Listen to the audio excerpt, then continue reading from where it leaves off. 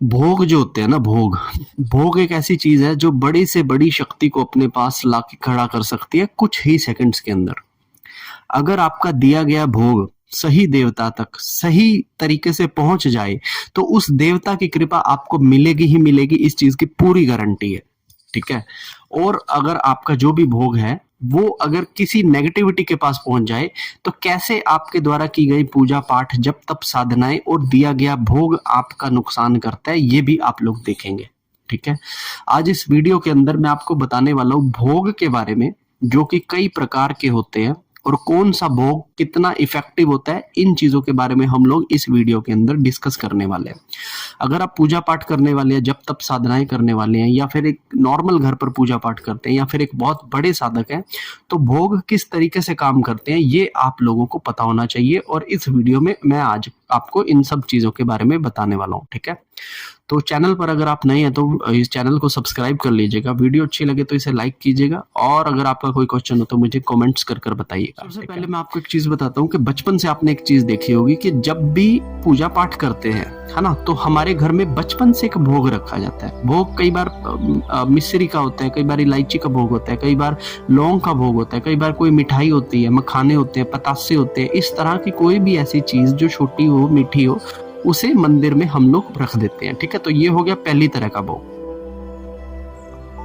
पहली तरह का जो भोग होता है ये जिसमें हम सिर्फ चीज को लेकर लाकर रख देते हैं, ये ग्रहण होगा या नहीं होगा इस चीज की कोई गारंटी नहीं होती, क्योंकि अगर वहां पर देवता मौजूद नहीं है, जैसे फॉर एग्जाम्पल आप आज ही एक नई मूर्ति लेकर आए भगवान की, या फोटो लेकर आए, और वो लाकर आपने अगरबत्ती जलाकर वो एक मिश्री का दाना उठाकर अगर वहां पर रख दिया तो वो स्वीकार्य नहीं होगा, क्योंकि अभी तक वो जो फोटो आप नई लेकर आए हो, बाजार से कल ही खरीद कर लाए हो, उसके अंदर देवीय तरंगे प्रविष्ट नहीं हुई, तो वो जो आपका दिया गया भोग है ना, वो वहीं पे केवल रखा मात्र माना जाएगा। ठीक है, नंबर एक। दूसरा भोग आपने एक चीज देखी होगी कि जैसे मान लीजिए कि हम लोग, कई लोगों के घर में ना अंगारे पर भोग दिया जाता है। अंगारे पर भोग, अंगारे का भोग आपको नहीं पता तो मैं बता देता हूँ। एक गाय का उपला जलाया जाता है, जिसे गोबर भी कहते हैं, गाय का गोबर होता है, वो सुखा देते हैं तो उपला बनता है। उपले को जब जलाया जाता है तो उपले में अग्नि आ जाती है। ठीक है। फिर भोग देने के लिए कई फैमिलीज क्या करती हैं कि वो एक चम्मच थोड़ा सा घी डालते हैं, और जो भी खाने की खीर बनाई है या फिर पूरी बनाई है, इस तरह से जो भी उन्होंने बनाया है, वो थोड़ा सा उठाकर उस अग्नि के ऊपर रख देते हैं। ठीक है। और वो पूरा जल जाता है। ठीक है। कई फैमिलीज में क्या करते हैं कि उपले की जगह जो सूखा गोला होता है, सूखा नारियल का गोला होता है, वो काट के रख लेते हैं, उसके बीच में कपूर लगाते हैं, और कपूर जलने से वो गोला बहुत अच्छे से जलता है जो उसकी काट के रखा होता है। फिर उसके ऊपर वो भोग जो है, जो भी खाने की चीज होती है, घी हो गया या खीर बनाई है, हलवा बनाए, या फिर जो भी उनका भोग है वो रखते हैं। तो ये होता है अंगारे पर भोग। तीसरा जो भोग होता है वो होता है जैसे हवन जब हम समय कर रहे हैं, तो हवन में जो आहुतियां हम दे रहे हैं, तो ये आहुति भी एक तरह से भोग। ठीक है। अब इनमें से कौन सा भोग सबसे ज्यादा इफेक्टिव है, किस भोग का असर किस तरीके से आता है, और किस तरह से ये भोग काम करते हैं, ये मैं आप लोगों को बताता हूँ। सबसे पहले मैं आपको बताता हूँ मंदिर में केवल रख दिया जाने वाला भोग, जिसमें आपने एक भोग को केवल मंदिर के अंदर रख दिया। अब वहां पे अगर देवीय तरंग है तो उस रखे गए भोग की वासना जो होती है, जो खुशबू होती है ना, आप चाहे वो बतासा लें, चाहे गुड़ लें, या फिर कोई भी ऐसी चीज लें जिसकी खुशबू है, तो देवता हमेशा रखी गए इस भोग की खुशबू को इनहेल कर लेते हैं। तो ये एक तरह से भोग होता है। ठीक है। जो लोग पितरों को खाना निकालते हैं, अमावस्या निकालते हैं, वो लोग भी क्या करते हैं कि जो खाना, पूरियां, छोले, हलवा बनाकर रखते हैं, तो वो खाया तो नहीं जाता है, वो गाय को ही डालते हैं, लेकिन उसकी जो वासना होती है, खीर की, हलवे की, पूरी की जो वासना होती है, वो पितर आकर ग्रहण करते हैं। तो वो वासना जब ग्रहण करते हैं तो उन आत्माओं का जो है पेट भर जाता है उन वासनाओं से। ठीक है। तो हम जितने भी तरह के भोग रखते हैं वो इस तरह से रखने वाले भोगों को मतलब खाया जाता है। ठीक है। ऐसे में अगर आपके घर में कोई नेगेटिविटी, भूत प्रेत है, कोई मलिन पित्र है, तो वो भी उस भोग को खा सकते हैं। ठीक है। लेकिन वो नुकसान ही देंगे आपको।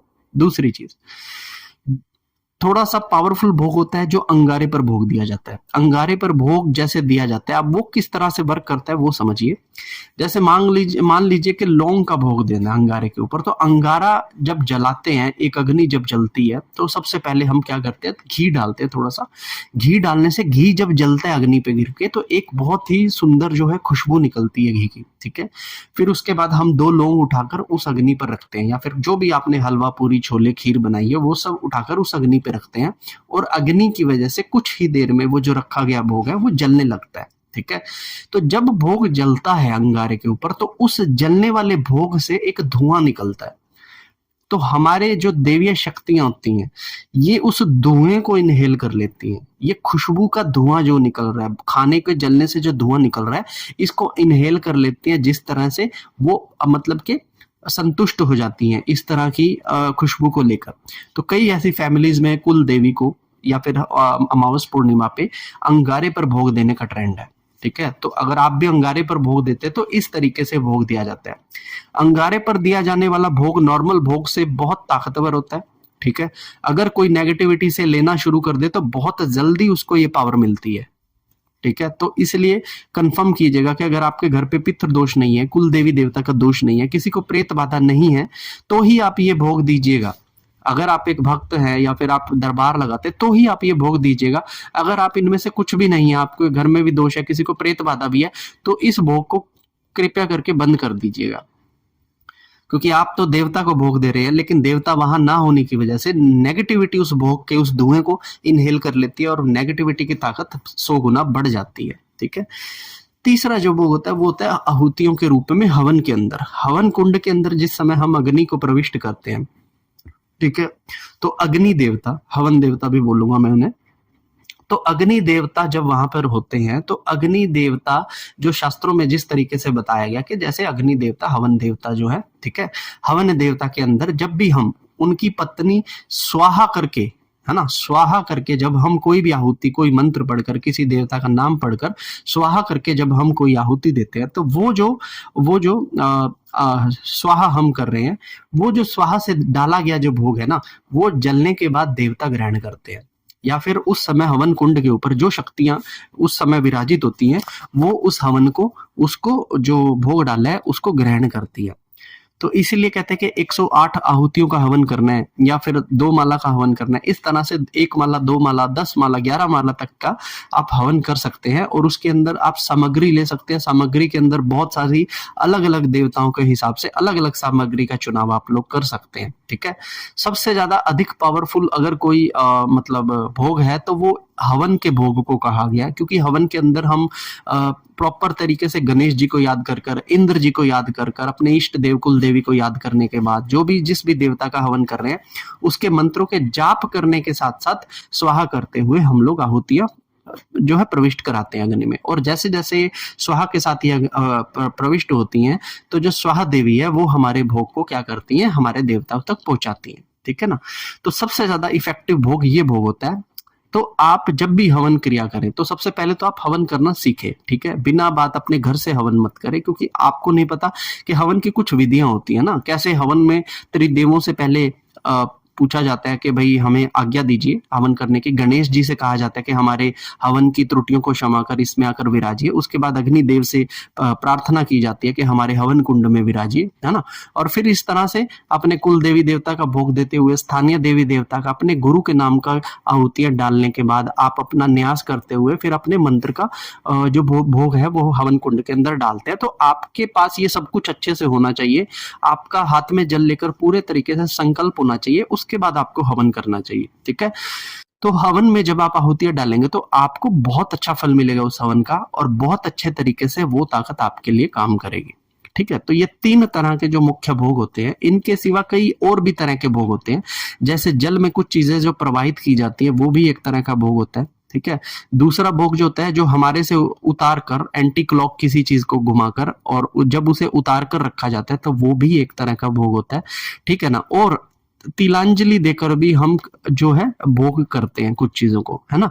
तो जैसे हम श्राद्ध पक्ष में के पंडित को बुलाकर खाना खिलाते हैं, है ना, तो हम तिलांजलि देते हैं पहले खाने पर, फिर वो खाना पंडित जी को खिलाते हैं। तो वैसे तो वो खाना एक इंसान ही खा रहा है, लेकिन एक तरह से वो जो खाना है वो हमारे पितृजन खा रहे हैं। तो ये भी अलग अलग वैरायटीज है भोग की, ठीक है ना।